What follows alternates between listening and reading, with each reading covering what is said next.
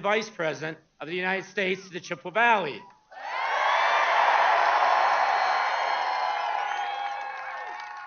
Vice President Kamala Harris and Governor Tim Walz know that rural America is the backbone of our nation. It's family farms like mine that feed our country, and it's small businesses in towns like Cadott that keep our economy strong. But while Donald Trump was in office, my brothers and I saw firsthand his disastrous trade wars and economic policies, which left many farmers like us struggling and devastated small and mid-sized grain farms. Trump stands on the side of big ag, big oil, and giant corporations, not family farms, and he made it harder for us to compete. Together with President Biden, Kamala Harris has fought for rural communities, whether through fixing our roads and bridges so we can get products to markets, or fighting to expand affordable health care, or helping family farms like mine. Donald Trump and J.D. Vance just don't care about rural America, no matter how much they pretend to. That's why this November, I'm voting for Kamala Harris and Governor Walz.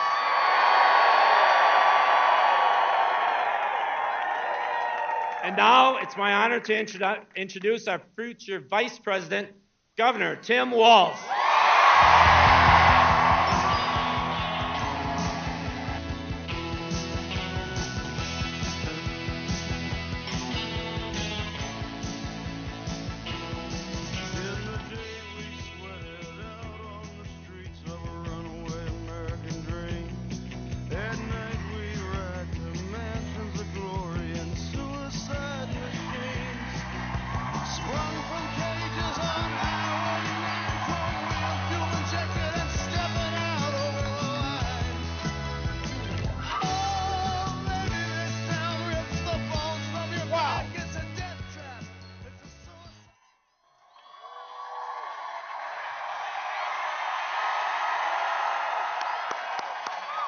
Wow.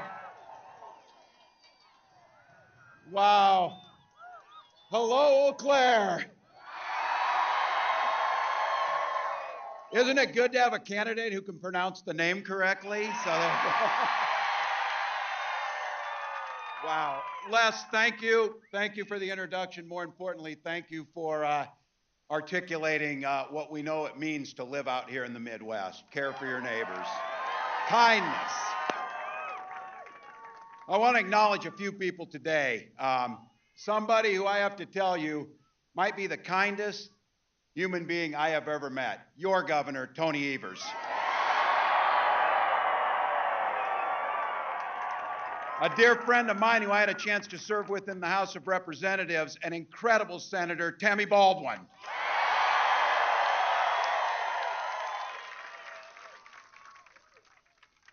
The people's lawyer, your Attorney General, Josh Kaul.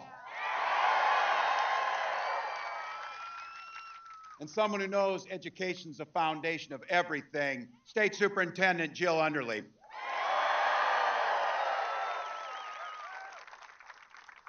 All the state and local officials are here, but I want to say that point of personal privilege on this, I got a bunch of my family down here in the front, so.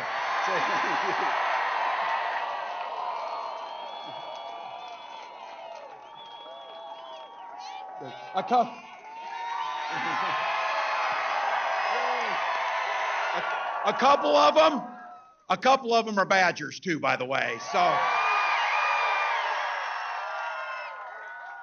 and a real special thank you to everybody here. Looking out across here, look, you're busy people. You got things to do. It's a summer day. You had to walk 2 miles. I had nothing to do with that, by the way, nothing. But you came here for one beautiful, simple reason. You love this country and this democracy.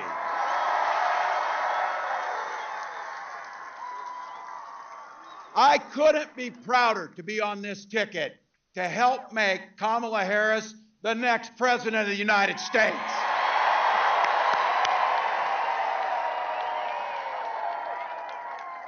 You know it. Vice President Harris is on the side of the American people. She took on predators, fraudsters, transnational gang members. She stood up against powerful corporate interests, and she never hesitated, not once, to reach across the aisle if it improved people's lives. Being a Midwesterner too, I know a little something about commitment to people. I was born in a small town in Nebraska where community meant everything. My mom and dad taught me to show generosity to my neighbors and work for a common good. At 17, I joined the Army National Guard.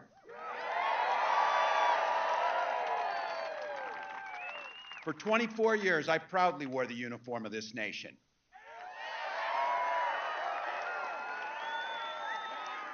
And that service, just as it did for my dad, a Korean War era veteran, and millions of others, I got the GI Bill and it gave me a shot at a college education. My dad was a teacher. My siblings were all teachers.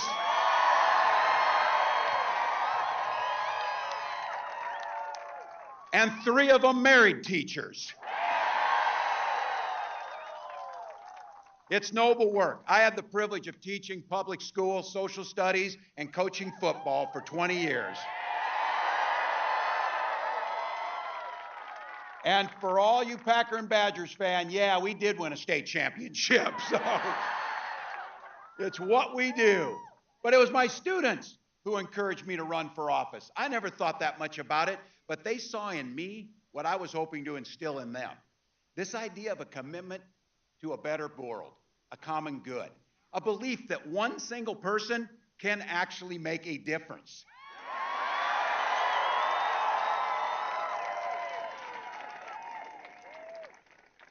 I lived in a red district, but my neighbors were kind enough and graced me with the opportunity to go to the United States House of Representatives for 12 years to represent them. I learned how to compromise without compromising my values. And as governor of the great state of Minnesota, I brought all that experience. Okay. Are there Minnesotans in the house today?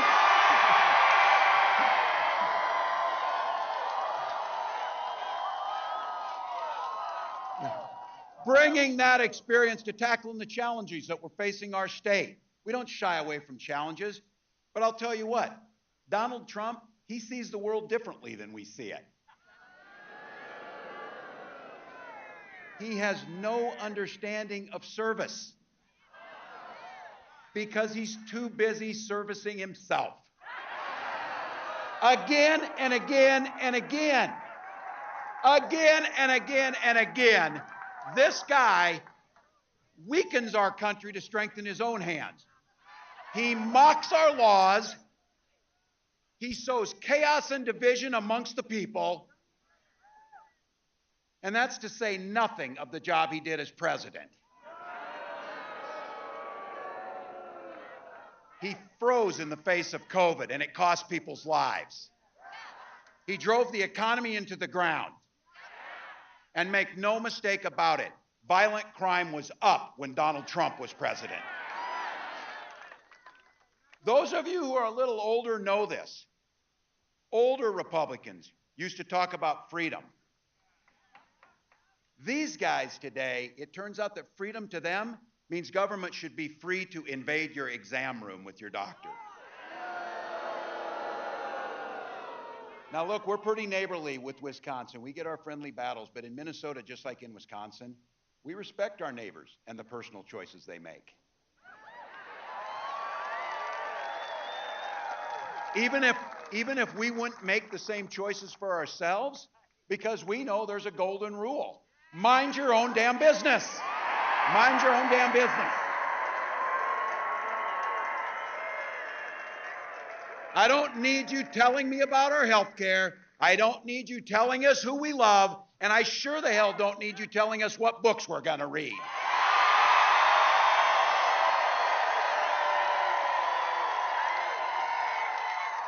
And there's a very personal one for me, and that includes IVF. Some of you might have heard this. This is very personal for my wife and I. When Gwen and I decided to have children, we went through years of fertility treatments. And I remember each night praying that the call was going to come and it was going to be good news. The phone would ring, tenseness in my stomach, and then the agony when you heard the treatments hadn't worked. So it wasn't by chance that when we welcomed our first child, our beautiful daughter, we named her Hope.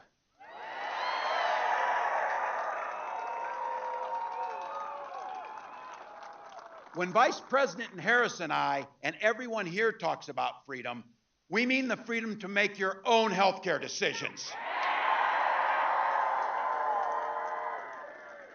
And for all of our little ones to be free to go to school without worrying about being shot dead in their classroom.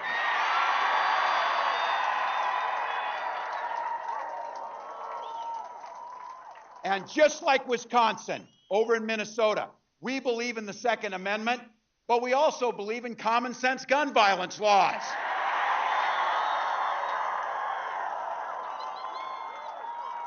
And just so you know, when I was in Congress, I was the top gun at the trap shoot 3 years in a row. I can outshoot them too. I can outshoot these guys. Look, freedom is when can we get somebody to help? Somebody's hot. Somebody's hot. Can we get somebody to help? You okay? Drink some water, folks. It is hot out. Get somebody else.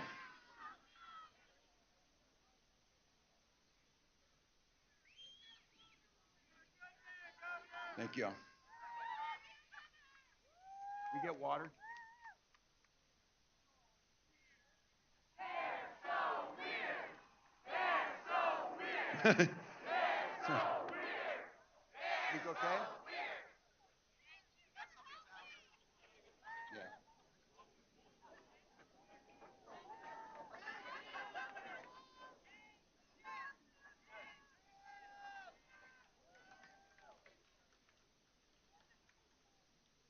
Thank you all for helping. Grateful. Thank you.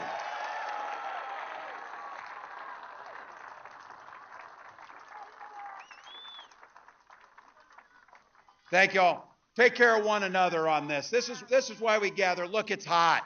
It is hot. I'll come again. They've got folks here. We'll make sure we're okay. But I have to tell you all again, in all seriousness, to come and gather like this, to talk about our freedoms, the ability to talk about what could be good. And I have to say, this idea of caring for our neighbor and kindness and a hand up when somebody needs it, or just the sense of that people go through things and to be able to be there when they need it, that's who we are. It's not about mocking. It's not name callings. And you see it amongst them.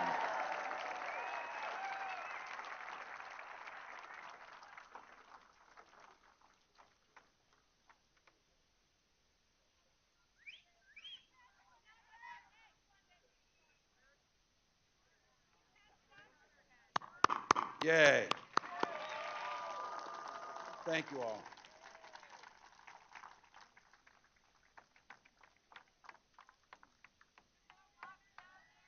They do.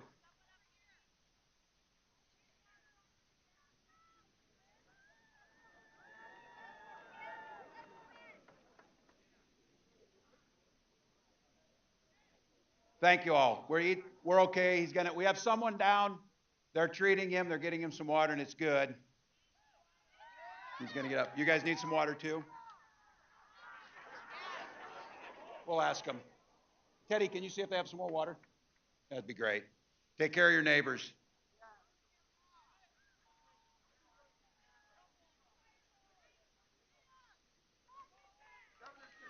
There we go.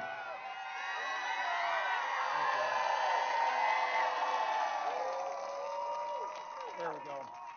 All right. All right, folks. Hey, they're getting him taken care of. We'll stay. I don't want to be too lighthearted. I thought about doing the Minnesota Rouser, but I thought that might be too much over here on you.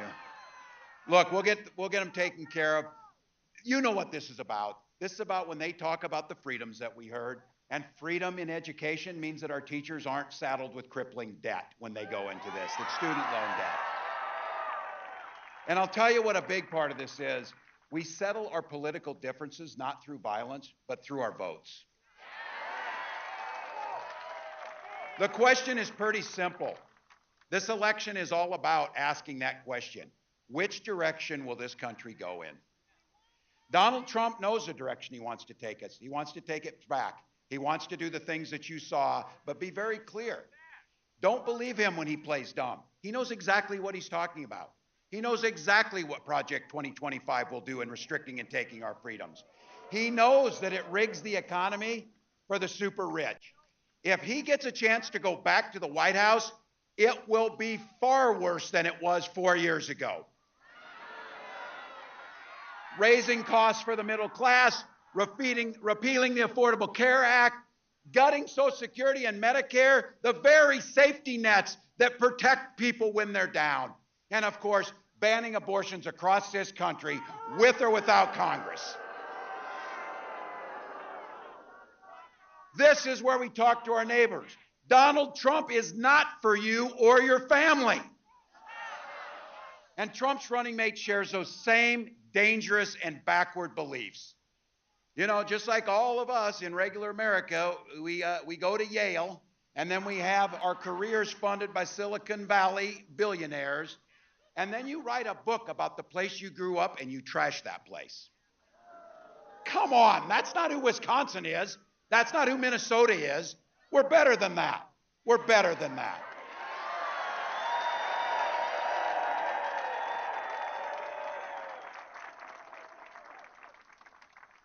One of the best parts of this job is going to be, I can't wait till the debate.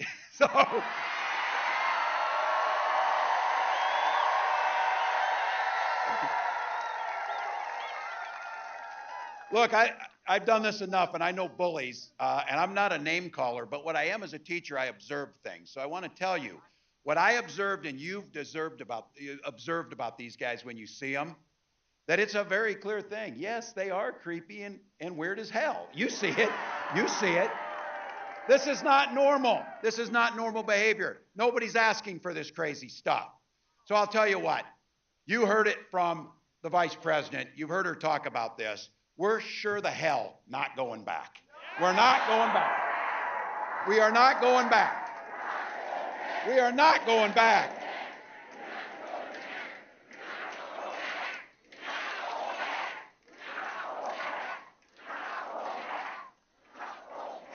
We damn sure aren't, but it's even more than that. This is a campaign about where we're going, and that's a future where everyone matters and everyone's included. Kamala Harris, she believes in the freedom to make your own choices. She believes in opportunity for every single person to join the middle class. And she believes in the promise of America.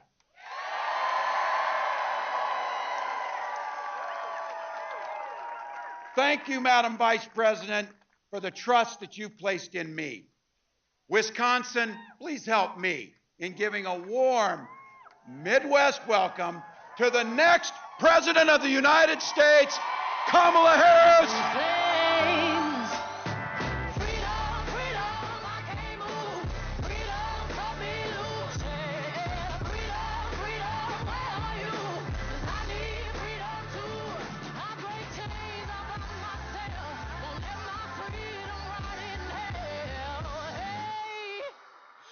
Keep running, cause the winner don't quit on themselves.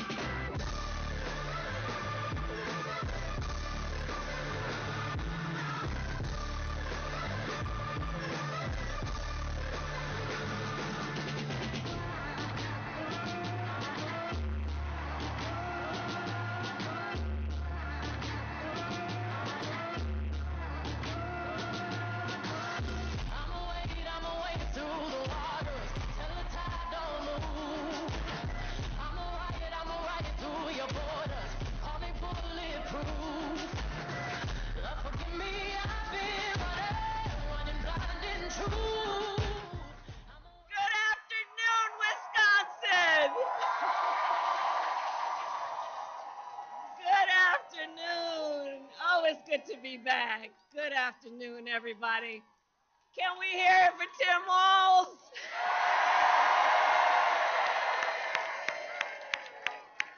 Oh, I'm so happy to be running with him, let me tell you. So let me start by thanking Les, your words, your leadership, your voice. It's so important. Les, thank you for everything you are and everything you do for our country. And it is good to be with so many incredible leaders, including the most magnificent, wonderful Governor Tony Evers. Every time I come to Wisconsin, Tony meets me on the tarmac. He's such an incredible human being. I want to thank Secretary of State Sarah Godlewski,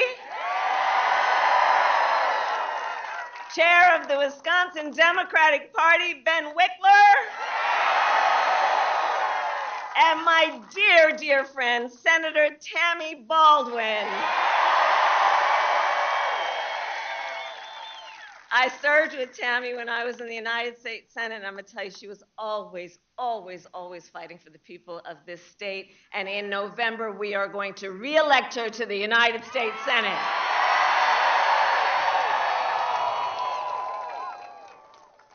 And please give it up one more time for Wisconsin's own Bon Iver. It's a good afternoon. It's a good afternoon. And let me say, I also want to bring greetings from our incredible President, Joe Biden. He loves Wisconsin. He loves Wisconsin. And I know we are all deeply grateful for his lifetime of service to our nation and for all he continues to do. That's right.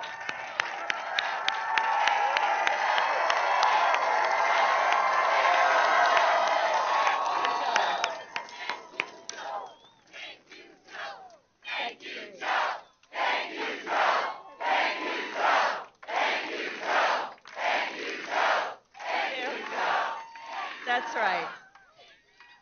I'm going to tell him what you said. So, Wisconsin, this has been a big week. On Monday, I officially became the Democratic nominee for President of the United States.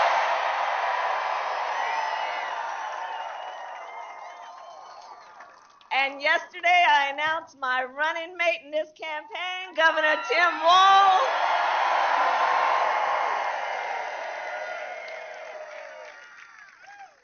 And as you just heard, and the Minnesotans here know, Tim has an incredible record as governor of the great state of Minnesota.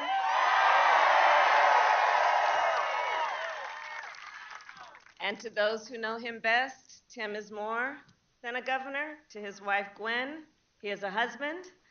To his kids, Hope and Gus, he is dad. To his fellow veterans, he is Sergeant Major Walz. To the people of southern Minnesota for 12 years, he was a congressman. To his former high school students, he was Mr. Walz. And to his former high school football players, he was Coach. Coach.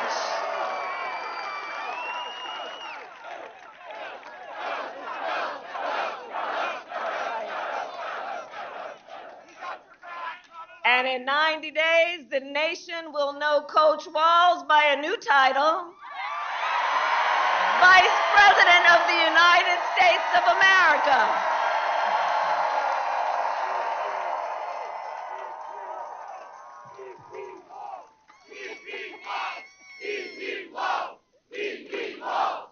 That's right.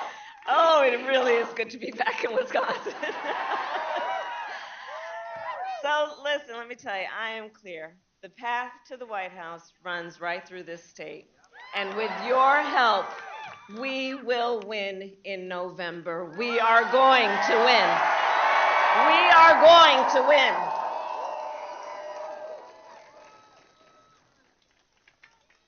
And I've been here many times, as you all know, recently and even before. And many of you know then, before I was elected Vice President, before I was elected United States Senator, I was an elected Attorney General, and before that, an elected District Attorney. And before that, And before that, I was a courtroom prosecutor. So in those roles, I took on perpetrators of all kinds. Predators who abused women, fraudsters who ripped off consumers, scammers who broke the rules for personal gain. So hear me when I say, I know Donald Trump's type. I know his type. In fact, I've been dealing with people like him my whole career. For example, as Attorney General of California, well, hold on, you know what? The courts are going to handle that part of it. What we're going to do is beat them in November.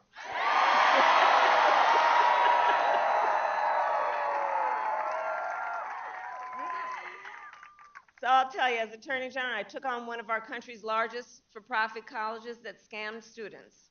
Well, Donald Trump ran a for-profit college that scammed students.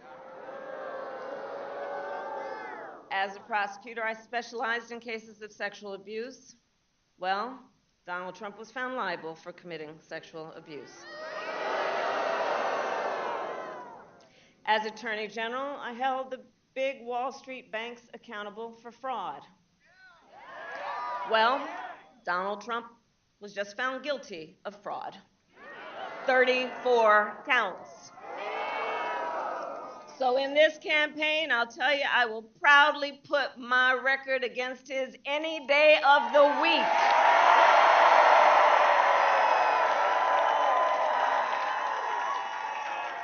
Any day of the week.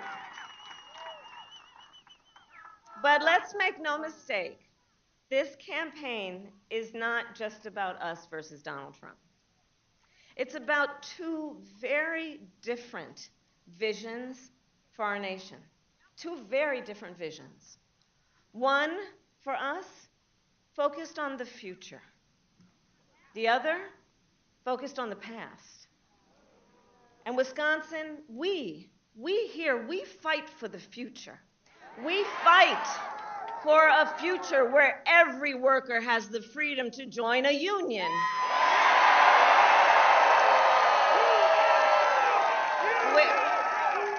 Union strong. Union strong. Union strong. Union strong. Union strong. We fight for a future where every senior can retire with dignity. A future where we build a broad-based economy and one where every American has the opportunity to own a home, to start a business, to build wealth.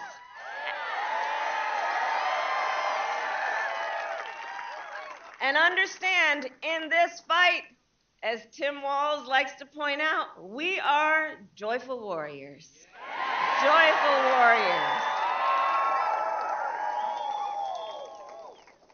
Because we know that while fighting for a brighter future may be hard work is good work. Hard work is good work. And so we will continue to fight for affordable housing, for affordable health care, affordable child care, and paid leave.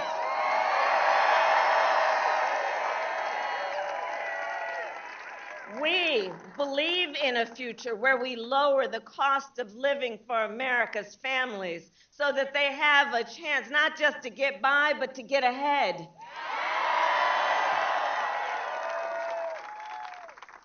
Because while our economy is doing well by many measures, prices for everyday things like groceries are still too high. You know it and I know it. You know, when I was Attorney General, I went after price-fixing schemes.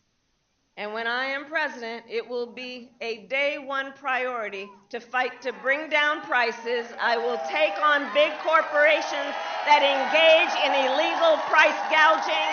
I will take on corporate landlords that unfairly raise rents on working families.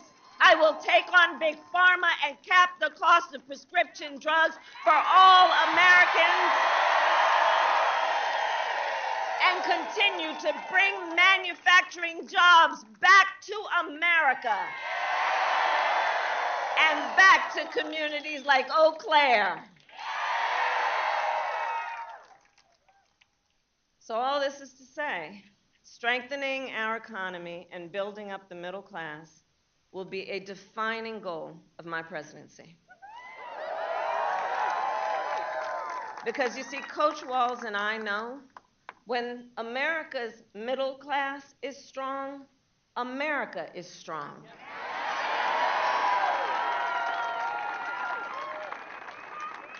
And as we work to move our nation forward, Donald Trump intends to take our nation backward. There is so much evidence of that point. There really is. But look at most recently, Project 2025 in that agenda. Project 2025, you know, if you have some time to take a look at it, I'm telling you, it is a plan to weaken the middle class. It is a plan to weaken the middle class. If he is elected, Donald Trump intends to give tax breaks to billionaires and big corporations. He intends to cut Social Security and Medicare. He intends to surrender our fight against the climate crisis, and he intends to end the Affordable Care Act.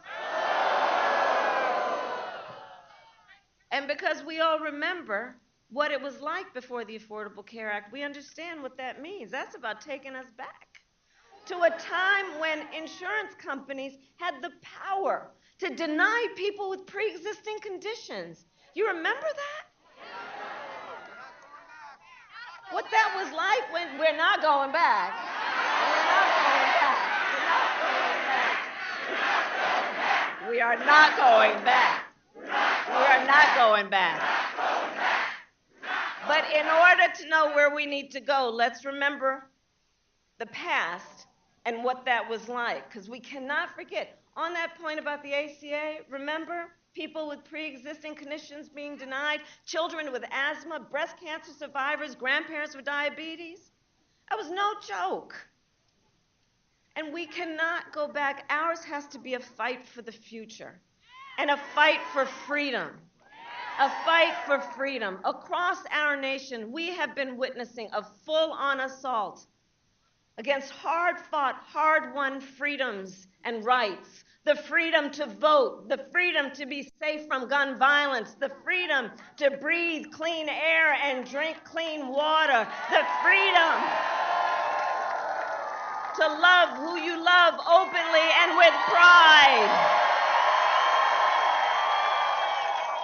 And the freedom of a woman to make decisions about her own body and not have her government telling her what to do.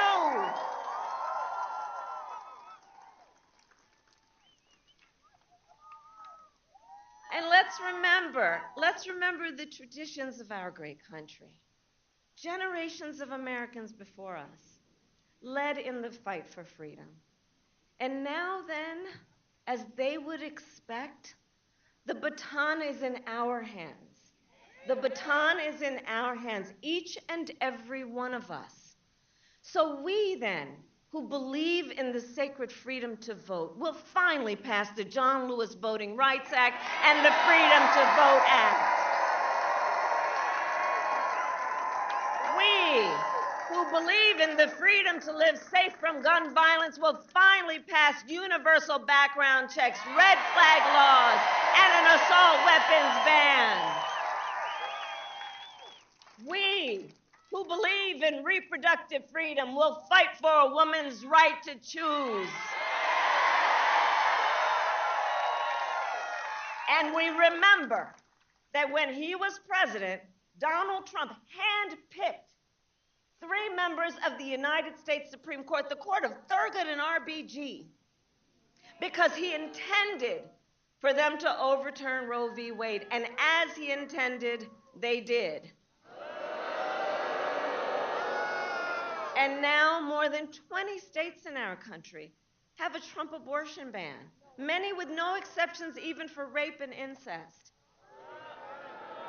And if he wins, we all know he will sign a national abortion ban to outlaw abortion in every state, even in Wisconsin. But we are not going to let that happen because we trust women. And when I am President of the United States and when Congress passes a bill to restore the protections of Roe v. Wade, I will sign it into law.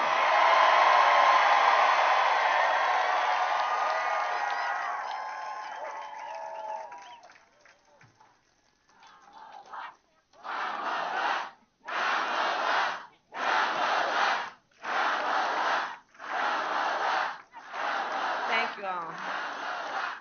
So listen, everyone took time out of your busy lives and days and all your obligations to come out here and to be together as one community. And I know you did it also because we all know, listen, so much is on the line in this election. It can't be said seriously enough. So much is on the line. And compounded with everything else that we knew was on the line, think about the fact that last month, the United States Supreme Court basically told the former president, who has been convicted of fraud, that going forward, he will be immune no matter what he does in the White House. Think about what that means and the changed circumstances since 16/6/20 when you think about what that court decision means. Donald Trump has openly vowed if reelected, he will be a dictator on day one. That he would weaponize the Department of Justice against his political enemies. That he would round up peaceful protesters and throw them out of our country. And even, quote, terminate the United States Constitution. So let us be clear. Let us be clear. Someone who suggests we should terminate the Constitution of the United States should never again have a chance to stand behind the seal of the President of the United States.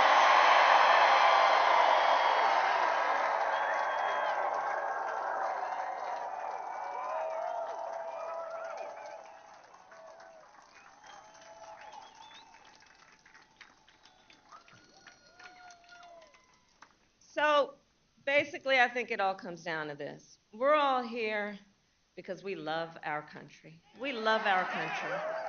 We love our country. And I do believe it is the highest form of patriotism to fight for the ideals of our country. And that's how we preserve the promise of America. Because after all, the promise of America is what makes it possible, by the way, for Governor Walz and me to stand on this stage today. Just think about it. 2 middle-class kids, one a daughter of Oakland, California, who was raised by a working mother and had a summer job at McDonald's. The other, a son of the Nebraska Plains who grew up working on a farm. Think about that. Only in America is it possible for them together to make it all the way together to the White House. Only in America. Only in America.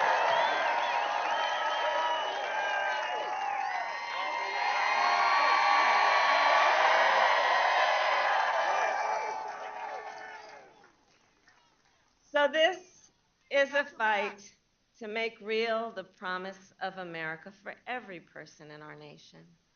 And also, I'll tell you, and I promise you, our campaign's going to reach out to everyone, from red states, from blue states, from the heartland to the coast. We are running a campaign on behalf of all Americans.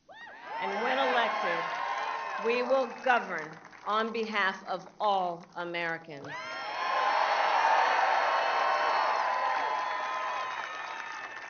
Because Coach Walz and I know, and we're clear about this, unlike the other side, we work for you.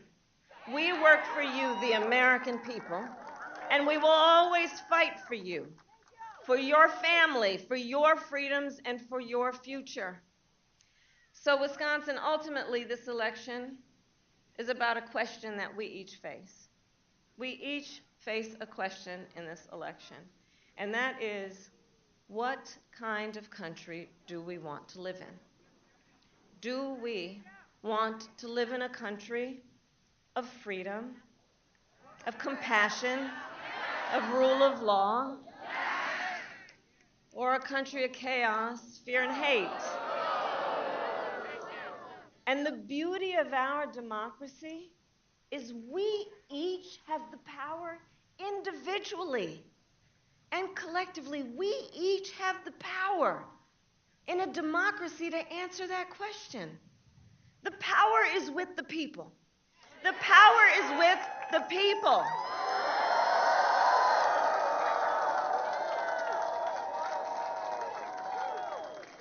So in the next 90 days, we need you to use your power.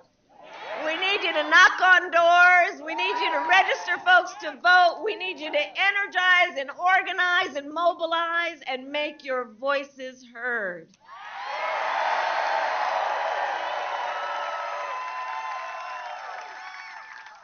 And I'll tell you, about an hour ago, after I landed on Air Force Two, I met a collection of young leaders from Girl Scout Troop 3307.